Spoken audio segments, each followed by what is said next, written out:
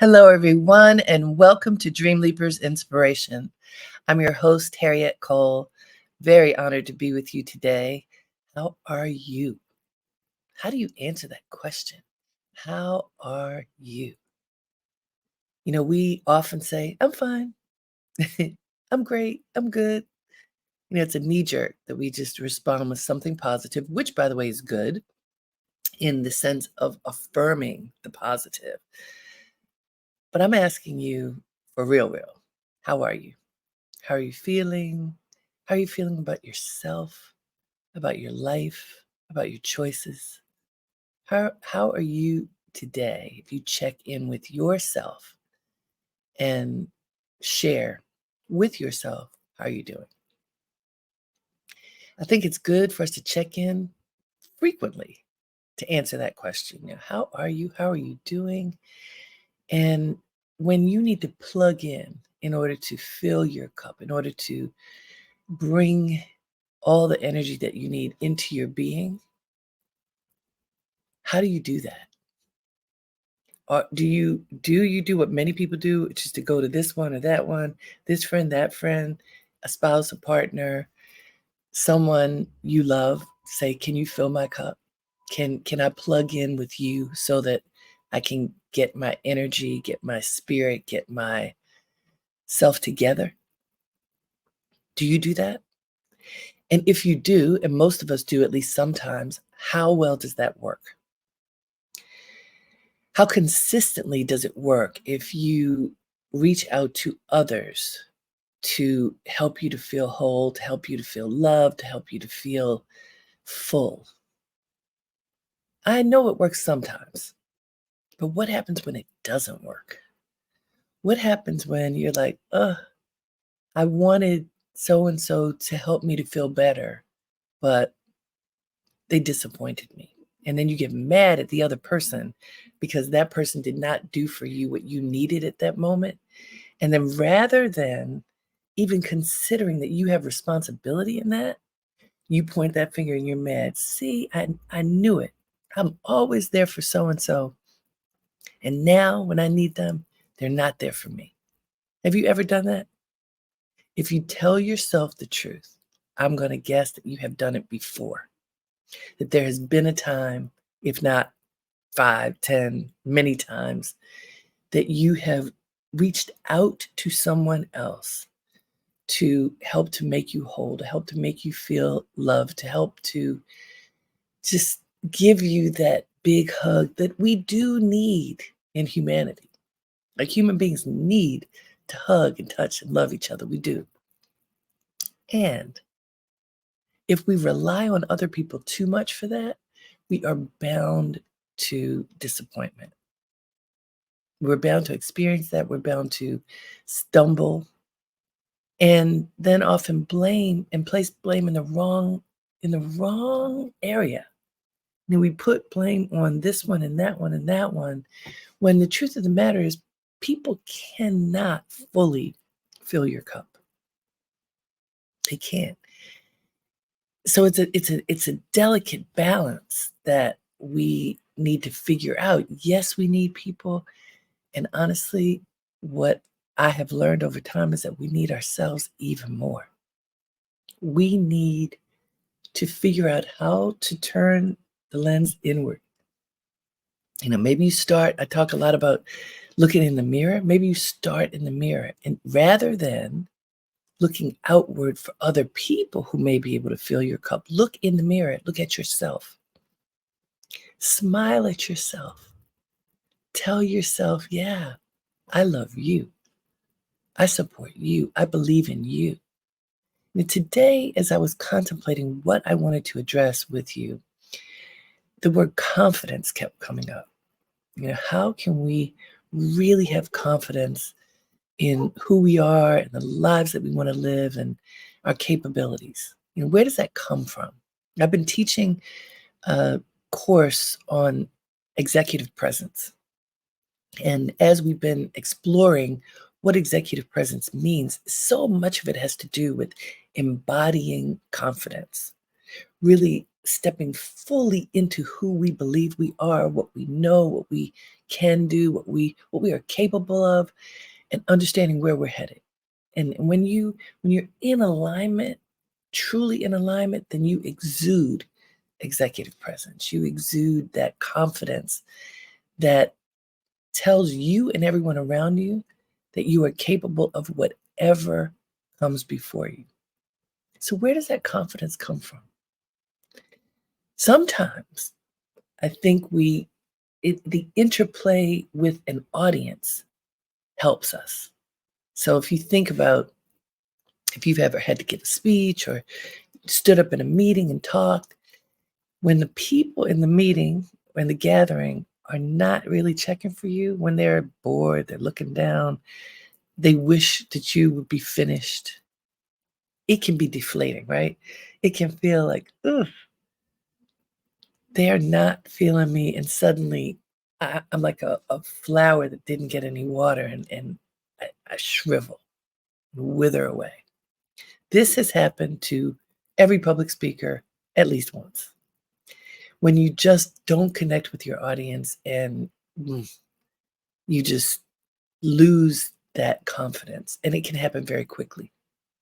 Now, also, a seasoned speaker can get up there and find the one person who will engage with them so that even if most people are not paying attention, looking away, the electricity is ignited with that one, the one that you find. And how it is ignited is because there's something within you that is ignited and that reaches out to them. So it's this covenant that occurs, but it starts with you. And when you recognize that it starts with you, that's when you have your power. That's when you have the opportunity to be in charge of the moment, to electrify the moment, to engage the moment, even if the audience isn't great. Okay, so what does that have to do with? It has to do with your relationship with yourself. If you have confidence in yourself, then it attracts others. It really does. It works. If you have confidence in yourself, it attracts others. If you do not, it repels others. If you're standing in front of the room and you won't look up and you're afraid and your voice is quiet or timid and you feel like, I don't even know why I'm here in the first place, that's how people feel too, because that's the energy that you are giving off, that uncomfortable energy that says, I don't belong here. If you tell yourself you don't belong here, trust you don't. But if you believe in you that whatever space you enter, you deserve to be there. And in order for that to be true, you have to pay attention and know what space are you entering? What are the dimensions of that space? What are the expectations of that space? How can you enter that space appropriately so that you walk in a welcoming way and you are received in a welcoming way because you paid attention and understood how to enter? You know how they say sometimes people act like a bull in a china shop? Those are people who are not paying attention. The bull in the china shop is the person who comes in and knocks everything down. Well, if you are paying attention, if you are observing the moment first, if you are placing yourself there and looking around to see how can I best fit into this experience, into this moment, if you do that, if you take the time to do that, then even if it's the narrowest pathway, you're able to navigate it with grace because you paid attention. When you don't pay attention, you don't serve yourself and you don't serve others. And so, what does this have to do with learning to love yourself? If you think about how you care for yourself, how you tend to you, and you think about that first, how do you take care of your basic needs? How do you take care of your desires? How do you keep yourself whole? And like when we first started, fully tended to. So, fully plugged in. The cup is full. You feel satiated.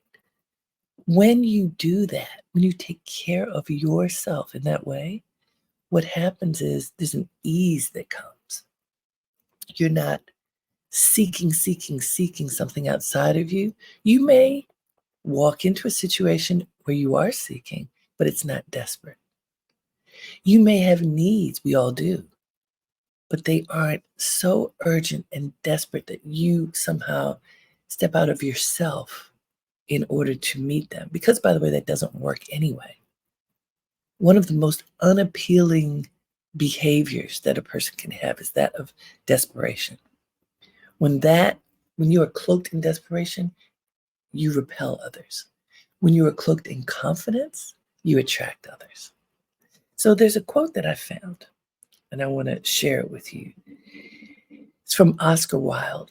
When he says, "To love oneself is the beginning of a lifelong romance." Hear that. To love oneself is the beginning of a lifelong romance. Did you ever think of that? Did you think that you were having a romance with yourself? I was looking at a movie the other day, and there was a woman looking to cheer up two little girls. And she was sitting in their room helping them put on makeup. And they were having so much fun and putting it on all crazy and just playing. And the one girl who was about 8 years old said, "Well, how do you know when it's enough?" And the woman said, "Well, it's when you feel like it's enough because you're doing it for yourself. You're not doing it for someone else." That was just the sweetest moment because we live in a culture where people wear makeup. But this has been since the beginning of time. And we do it in part for our outer beauty, what we're sharing with others. But as she said in this film, when you do it for yourself and you're just delighting yourself, then what happens? Then you have joy, you with you. And Oscar Wilde says, to love oneself is the beginning of a lifelong romance. So think about it. What do you like? What do you appreciate in a romantic relationship? I want you to think about that.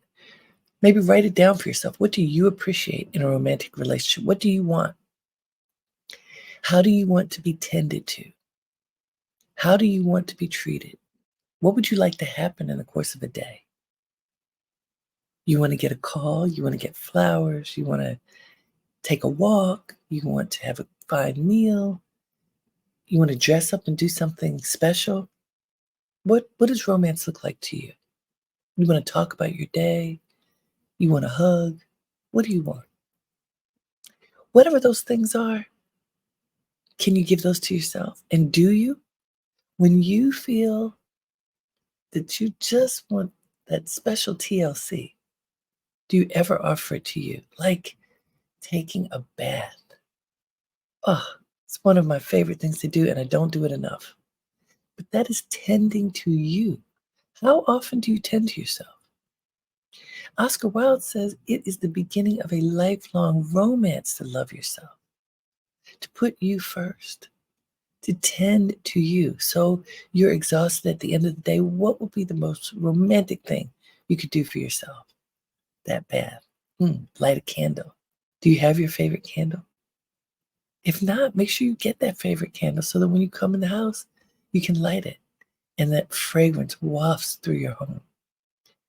Is it cuddling up with a book? If so, how often do you do that? How often do you decide that you are going to engage in the way that serves you, in the way that you believe you deserve? And so, looking at Oscar Wilde's quote, to love oneself is the beginning of a lifelong romance. How many people are bitter, feel lonely, feel disconnected because there is no one doing that for them? I just talked to a woman this weekend who was telling me she was lamenting her state. She was being jealous of someone who just announced that she has this incredible love in her life, and she was feeling jealousy because she doesn't have that in hers, and just lamenting her state. Now, we know comparing ourselves to others will only cause us trouble, and yet we do it. It wasn't for me to say, "Stop doing that," because, oh, that's only, twisting the knife at a time that won't work. But I listened. I listened, and then I reminded her of things that she does right now that bring her joy. And she's like, "Yeah, yeah, but." And I get it. I get the "yeah, yeah, but." You want something that you don't have. But what do you have? You have yourself. How can you tend to yourself so that you experience joy? How can you approach tending to yourself as a lifelong romance? You know, I love dressing up. I dress up for me. I went to visit a friend a couple months ago, and I was dressed up because I like to dress up. And she said, "Why are you all dressed up? I don't dress up." I dress up for me was the reason was the answer that I gave because it's true. I feel good when I dress up. And so I do it for myself. I don't do it because somebody else wants me to or not. Now, of course, if there's a dress code, so to speak, it's something, I'll make sure that I'm in alignment with that because that helps to navigate easily.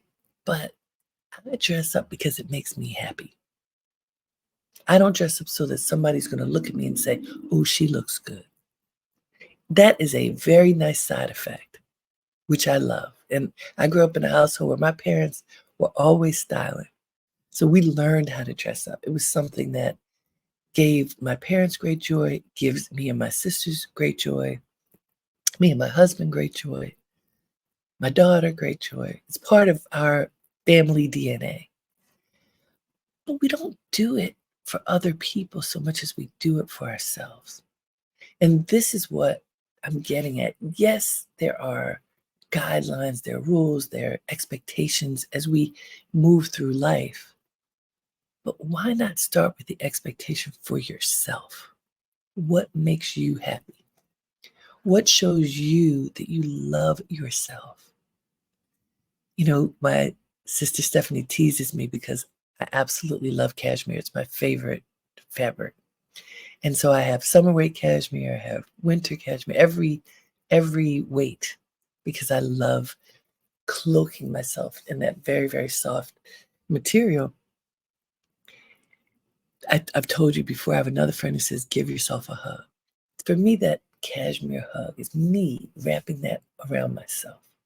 This notion of you caressing you, of you giving yourself what you need and feeling good about it, not feeling like, "Oh, I'm doing this for myself because no one else will do it for me." No, because that if you don't do it for yourself and you so desperately need it and you're not getting it, I told you, desperation is a repellent. Even when somebody is in your life who wants to offer you that love and tenderness and support, if you show up desperate, you're too clingy, you're hugging too hard, they back up. They don't want that. Nobody wants it. You don't want it. So don't do it. Hug you first. Wrap yourself in cashmere. Put yourself in that bath of Epsom salts and oils and whatever it takes. What do you like? To go for that long run? Everybody likes something different. I'm just giving you my examples. You know, I haven't done it as much recently. I had a leg injury, but I love walking in Central Park. It is gorgeous. And in New York City, you don't get the chance to be in nature that much, but being in nature is refreshing. And that's another way that you can choose to love yourself. Get out of your house, take a walk. Get out of your house and move. For me, that walk in Central Park, it's good for the body, it's good for the spirit. I don't have to do it with someone else. I can if I want. Just do it. That bike ride, that run. What can you do to move your being and engage your being with the fullness of the moment. I'm mentioning all these things because we don't think of them. In those tender moments when we just feel like, oh, you feel sad, you feel alone, you feel disconnected, you feel like you don't have anywhere to go, you feel like you just want to pull the covers back over your head. These moments happen. And for at different stages in our lives, they happen more than we would like. And I want to say to you, when they happen, don't succumb to them. Tell yourself, I love you. Tell yourself, I appreciate you. Look in the mirror and smile at yourself. No matter how you look, if you look sad, blow yourself a kiss. If you are frustrated, take a breath, a deep breath. If you feel disconcerted, just stretch and allow your body to be fully present. You have to take an action. You cannot just give in to whatever that emotion is that's pulling you down. It is a choice. You have to make the choice to stand up, to re-engage, and to tell yourself, I love you. Oscar Wilde, what did he say? He said that it is an act. Let me find it. I just had it here. He says that it is an act of love and romance, of lifelong romance, loving yourself. That you should think of it as a lifelong romance.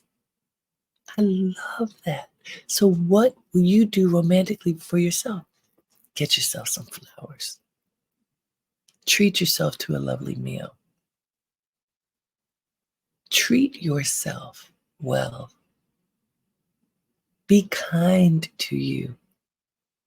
If you need rest, get rest. I called my sister yesterday, and she'd been traveling all over the place. And she said, okay, I can't talk right now. I'm just resting myself.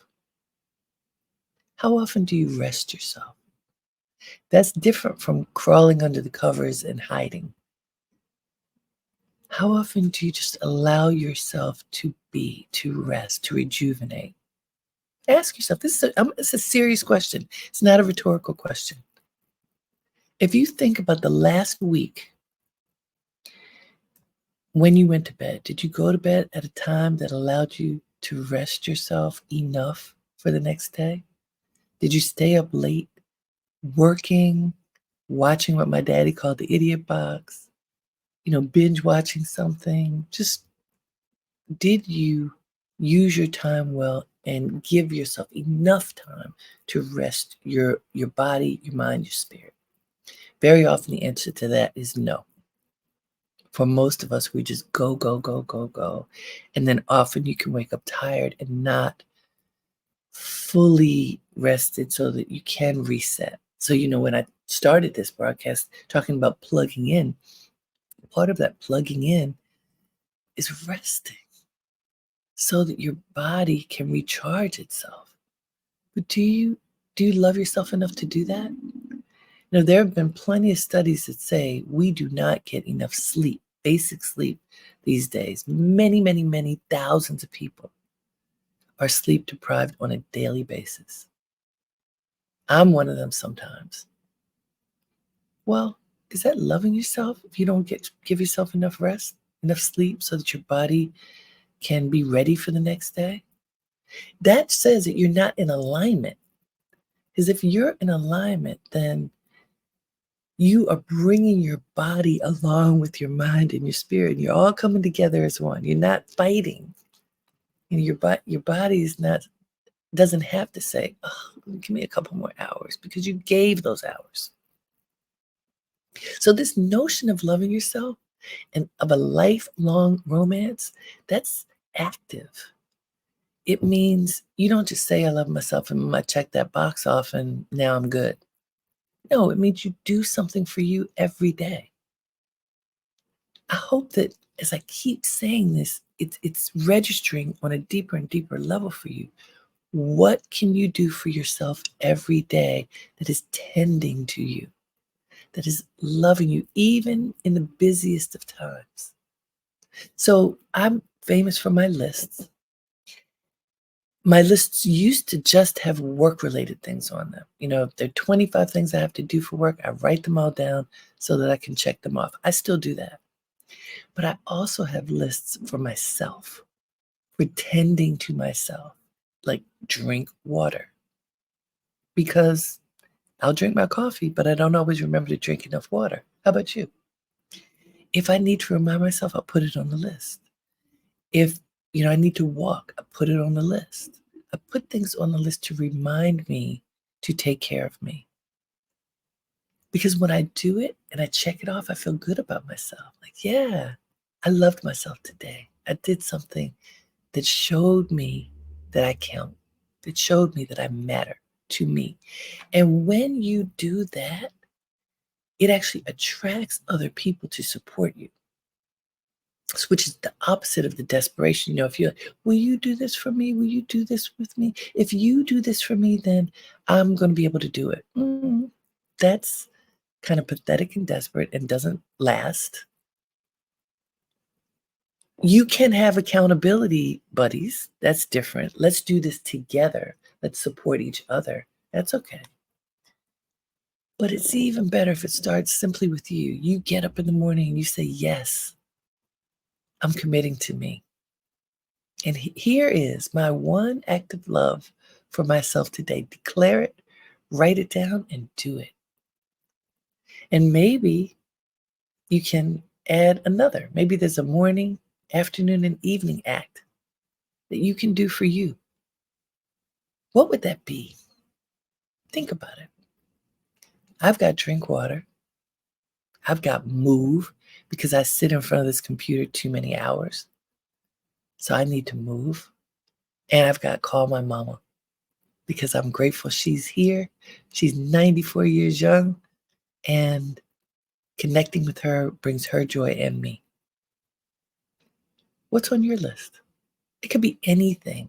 But if you put things on your list and then you check them off, you can put a little heart by it. I did it. I did this for me. It brings you joy on the inside. This can be part of your lifelong romance with yourself. That you make the choice to love you. You make the choice to tend to you. I also light my candles every day, every single day, because it brings me joy. What brings you joy? What can you do to create that lifelong romance with yourself? I want to tell you that if you figure it out, you are going to be so happy, and you deserve it. So as you walk into this day and this week, promise yourself that you'll do something to show yourself that you love you every day. You're worth it. Until next time, everyone, have a great day and make it count. Namaste.